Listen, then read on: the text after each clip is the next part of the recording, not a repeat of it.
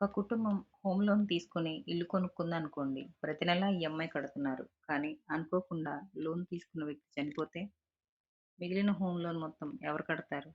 భార్య, పిల్లల, లీగల్ హైర్సా లేక బ్యాంకే లోన్ మాఫీ చేస్తుందా? ఈ విషయంలో చాలా మందికి కన్ఫ్యూజన్ ఉంటుంది. ఈ వీడియోలో ఆ కన్ఫ్యూజన్ని క్లియర్ చేసుకుందాం. చివరి వరకు చూడండి. ఇప్పటి వరకు సబ్స్క్రైబ్ చేయకపోతే సబ్స్క్రైబ్ చేయండి. గృహ రుణం తీసుకున్న వ్యక్తి మరణిస్తే మిగిలిన హోమ్ లోన్ ఎవరు చెల్లించాలనేది లోనుతో ఉన్న బీమా, కో బారోవర్ మరియు వారసత్వ పరిస్థితులపై ఆధారపడి ఉంటుంది. సింపుల్గా, నంబర్ 1, హోమ్ లోన్ ఇన్సూరెన్స్ ఉంటే రుణగ్రహీత మరణించినప్పుడు పాలసీ నిబంధనల ప్రకారం బీమా కంపెనీ మిగిలిన లోన్ మొత్తాన్ని చెల్లించవచ్చు. అప్పుడు కుటుంబంపై భారం తగ్గుతుంది.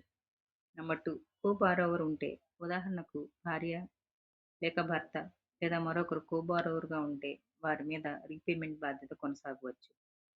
నెంబర్ 3, ఇన్సూరెన్స్ లేకపోతే లోన్ తీసుకున్న వ్యక్తి మరణంతో రుణం ఆటోమేటిక్గా రద్దు కాదు.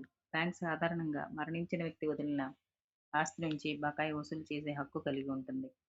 వారసులు తమ జేబు నుంచి తప్పనిసరిగా చెల్లించాలా అంటే కేవలం లీగల్ హైర్ అయినందుకు వ్యక్తిగతంగా అపరిమితంగా చెల్లించాల్సిన అవసరం సాధారణంగా ఉండదు.